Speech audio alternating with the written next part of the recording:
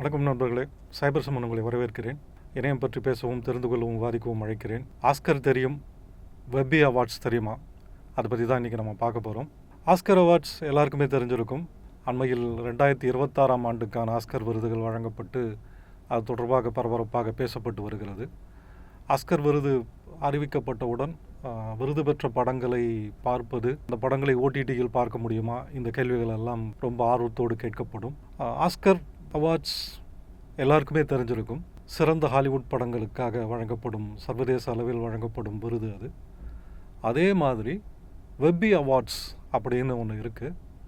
எப்படி Oscar awards சிறந்த Hollywood படங்களுக்கு வழங்கப்படும் விருதாக இருக்கிறதோ, அதே போல் சிறந்த இணையதளங்கள் மற்றும் சேவைகளுக்காக வழங்கப்படும் சர்வதேச விருதாக வெப்பி அவார்ட்ஸ் அமைகிறது. அந்த காரணத்திற்காகவே இந்த விருது இன்டர்நெட்டின் ஆஸ்கர்ஸ், அதாவது ஆஸ்கர்ஸ் ஆஃப் த இன்டர்நெட் என்று அழைக்கப்படுகிறது. ஆஸ்கர் விருதுகள் பற்றி, அதன் வரலாறு பற்றி எல்லாருக்கும் தெரிஞ்சிருக்கும், பெரும்பாலானோருக்கும் தெரிஞ்சிருக்கும். வெப்பி அவார்ட்ஸோட வரலாறு பற்றி நம்ம இன்றைக்கி, அதன் சிறப்புகள் பற்றி இந்த வீடியோவில் நம்ம பார்க்கலாம். எப்படி Oscar awards Academy of Motion Arts and Sciences அமைப்பால் வழங்கப்படுகிறதோ, அதே மாதிரி வெப்பி அவார்ட்ஸ் சிறந்த இணையதளங்களுக்காக டிஜிட்டல் கலைகள் மற்றும் அறிவியலுக்கான சர்வதேச அகாடமி அப்படின்ற அமைப்பால் வழங்கப்பட்டு வருகிறது. ஆண்டுதோறும் இந்த விருது வழங்கப்படுகிறது. ஆஸ்கர் விருது மாதிரியே இந்த வெப்பி அவார்ட்ஸுக்கும் ஒரு தேர்வு முறை இருக்கிறது, தேர்வுக்குழு இருக்கிறது. விருதுக்கான பரிந்துரைகள் பெற்று அதன் பிறகு தேர்வுக்குழு வெப்பி அவார்ட்ஸ் விருதை வழங்கும். 1996ஆம் ஆண்டு நிறுவப்பட்டு 1997ஆம் ஆண்டு முதல் வெப்பி அவார்ட்ஸ் தொடர்ச்சியாக வழங்கப்பட்டு வருகிறது. இந்த விருதின் பின்னணி பற்றி நாம் பார்க்கலாம். ஏற்கனவே சொன்ன மாதிரி டிஜிட்டல் கலைகள் மற்றும் அறிவியலுக்கான சர்வதேச அகாடமி சார்பில் இந்த விருது வழங்கப்பட்டாலும், இந்த விருது பின் இருப்பது ஒரு தனி மனித கனவு, அதிலும் குறிப்பாக ஒரு பெண்மணியின் கனவு. அமெரிக்காவைச் சேர்ந்த டிஃபானி ஷலைன் என்பவர் விருதை நிறுவியவராக அறியப்படுகிறார். 1906ஆம் ஆண்டு இன்டர்நெட் வளர்ச்சி பாதையில் பயணிக்க துவங்கிய காலத்தில் இந்த விருது வழங்கப்பட்டது. உங்களுக்கெல்லாம் தெரிஞ்சிருக்கும், 1995ஆம் ஆண்டு தான் இன்டர்நெட் வர்த்தக நோக்கில் விரிவடைய துவங்கிய காலம். அமேசான் மாதிரியான, Match.com, Monster.com மாதிரியான முன்னோடி தளங்கள் 1905ஆம் ஆண்டு தான் நிறுவப்பட்டது. அந்த காலகட்டத்தில் புதுசாக நிறைய இணையதளங்கள் வர துவங்கின. அந்த புதிய இணையதளங்களை எல்லாம் கண்டறிந்து சொல்வதற்கென்ற கூல் சைட் ஆஃப் த டே அப்படின்ற ஒரு இணையதளம் இருந்தது. சிறந்த 100 தளங்கள் அந்த மாதிரி தனித்தனியே தேர்ந்தெடுத்து விருது கொடுக்கும் ஒரு போக்கும் அந்த காலத்தில் இருந்தது. இந்த மாதிரியான ஒரு பின்னணியில் சிறந்த இணையதளங்களை கண்டறிந்து அவற்றை போற்றவும் கௌரவிக்கவும் வெப்பி அவார்ட்ஸ் தோற்றுவிக்கப்பட்டது. இந்த விருதை ஏற்படுத்திய டிஃபானி ஷலைன் இணையம் வளர துவங்கிய காலத்தில் அதன் அறிமுகத்தை பெற்றார். அதாவது 1980களிலேயே பர்சனல் கம்ப்யூட்டர், ஆப்பிள் கம்ப்யூட்டர் பயன்படுத்த துவங்கியதாக குறிப்பிட்டிருக்கிறார். இந்த ஆப்பிள் கம்ப்யூட்டர் மூலமாக மோடம் கொண்டு, அந்த காலத்துலாம் இன்டர்நெட்டை யூஸ் பண்ண மோடம் வேணும். ஸோ மோடம் மூலமாக லைப்ரரியை அவரால் அணுக முடிந்தது. அது அவருக்கு அந்த மாதிரியான தகவல் தொடர்பு அவருக்கு மிகுந்த உற்சாகத்தை கொடுத்தது.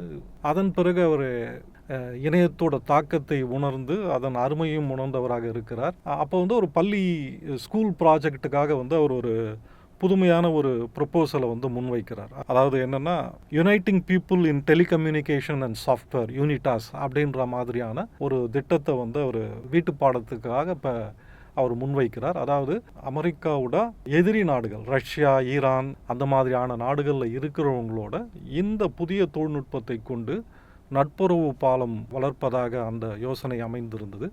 அந்த யோசனை ஏற்கப்பட்டு அவர் சோவியத் யூனியனுக்கும் சென்று வந்தார். சோவியத் யூனியனுக்கு அவருக்கும் என்ன உறவுன்னா, அவருடைய தாத்தா சோவியத் யூனியன்லேருந்து அமெரிக்காவுக்கு பிழைக்க வந்தவர். இந்த மாதிரியான காலகட்டத்தில் அவரோட யூனிடாஸ் என்ற ப்ரொப்போசல் ஏற்கப்பட்டு அது அவருக்கு ஒரு புதிய அனுபவமாகவும் அமைந்தது. அதன் பிறகு அவர் பெர்க்லி பல்கலைக்கழகத்தில் இருந்து சேர்ந்து படிக்க துவங்கினார். அந்த காலகட்டத்தில் தான் நவீன தொழில்நுட்பங்கள் வேகமாக வளர துவங்கிய காலகட்டம்.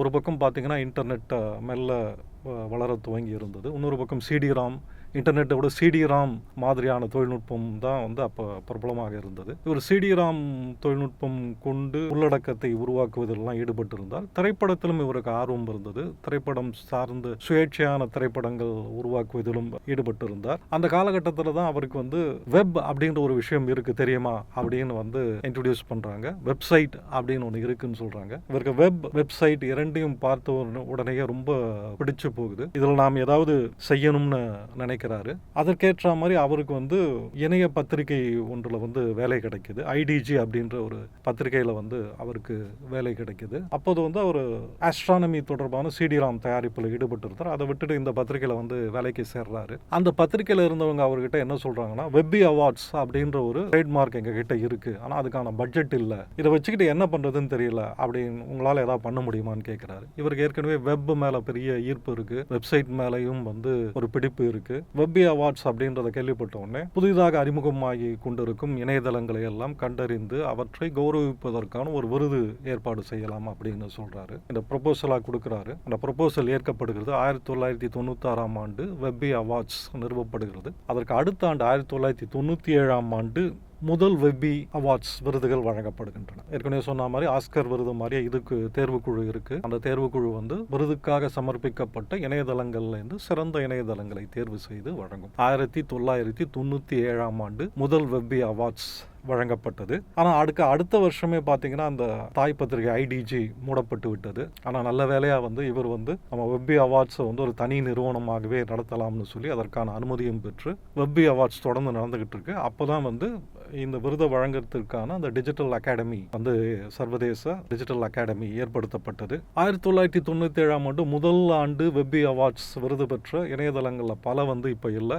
அந்த இணையதளங்கள்லாம் காணாமல் போய்விட்டன. இப்போ என்ன மாதிரி இணையதளங்களுக்கெல்லாம் விருது வழங்கப்பட்டதுன்னு பார்த்தீங்கன்னா ரொம்ப வியப்பாக இருக்கும். ஃபேமிலி பிளானட் அப்படின்னு ஒரு இணையதளத்துக்கு விருது வழங்கப்பட்டது. அந்த இணையதளம் இப்போ இல்லை. சோனிக் நெட் அப்படின்ற ஒரு இணையதளம் விருது பெற்றது. அந்த இணையதளம் இப்போ இல்லை. தி கிஸ்ட் அப்படின்ற ஒரு இணையதளம் விருது பெற்றது. அந்த தளம் இப்போ இல்லை. ஆனால் அப்போ விருது பெற்ற எக்ஸ்ப்ளோட்டோரியம் அப்படின்ற ஒரு இணையதளம் சயின்ஸ் பிரிவில் விருது பெற்றது. அது இந்த இணையதளம் இன்னும் இருக்கு. இன்னும் முக்கியமாக திரைப்பட களஞ்சியம் என்று அறியப்படும் போற்றப்படும் IMDb இன்டர்நெட் மூவி டேட்டாபேஸ் இணையதளத்துக்கு அந்த ஆண்டு விருது வழங்கப்பட்டது. IMDb அப்போதான் வந்து ரொம்ப செல்வாக்கு பெற துவங்கி இருந்த ஒரு காலகட்டம். இன்னைக்கு IMDb தளம் எல்லாருக்குமே தெரியும். ஆனால் IMDb தளத்தை வந்து துவக்கத்தில் அங்கீகரித்த ஒரு விருதாக இந்த வெப்பி அவார்ட்ஸ் அமைகிறது. அந்த விதத்தில் இது ரொம்ப ஸ்பெஷலானது. வெப்பி அவார்ட்ஸ் ஆரம்பத்தில் இணையதளங்களுக்கு மட்டும்தான் வழங்கப்பட்டு வந்தது. ஆனால் அதன் பிறகு பார்த்தீங்கன்னா இணைய சேவைகள், ஆப், பாட்காஸ்டிங் அப்படின்னு நிறைய பிரிவுகள், டாக்குமெண்ட்ரி அப்படின்னு வந்து நிறைய பிரிவுகள் இருக்குது. இன்றைக்கி இப்போ வந்து வெப்பி அவார்ட்ஸ் இணையதளத்தில் போய் பார்த்தீங்கன்னா விருதுகளுக்கான பட்டியல் பார்த்தாலே ரொம்ப நீளமாக இருக்கும்.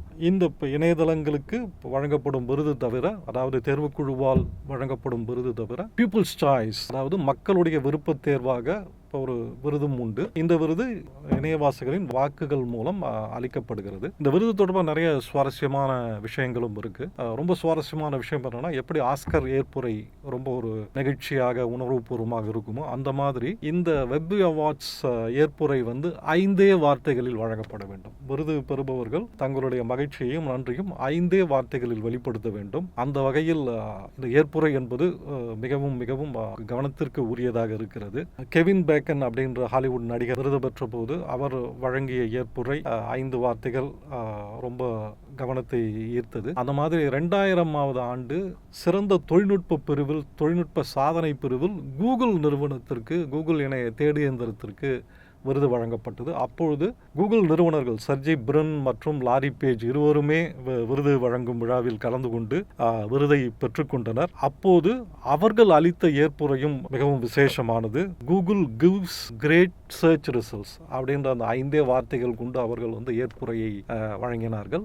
இப்போ வந்து எல்லாம் ஷார்ட்ஸ், ரீல்ஸ் மாதிரியான ஷார்ட் கண்டென்ட்டுக்கு ரொம்ப ஒரு வரவேற்பு இருக்கு. வெப்பி அவார்ட்ஸோட ஏற்புரை வந்து ஏறக்குறைய அதே மாதிரி தான். அந்த விதத்தில் வந்து வெப்பி அவார்ட்ஸ் காலத்தின் தன்மைக்கேற்ப இருப்பதாகவும் நாம் கருதலாம். வெப்பி அவார்ட்ஸ் சர்வதேச அளவில் வழங்கப்படும் விருது. இந்தியர்களும் இந்திய தளங்களும் இந்த விருதை பெற்றிருக்கின்றனர். ஃபுல்மேப்பியா அப்படின்ற ஒரு இந்திய தளம் இந்த விருதை பெற்றுள்ளது. 2003ஆம் ஆண்டு இந்த விருது அந்த தளத்திற்கு வழங்கப்பட்டது. 2007ஆம் ஆண்டு ஒரு குறிப்பிட்ட பிரிவில் எல்ஐசி தளம் இந்த விருதை பெற்றது. வேறு சில இந்திய தளங்களும் வெப்பி அவார்ட்ஸ் விருதை பெற்றிருக்கிறது.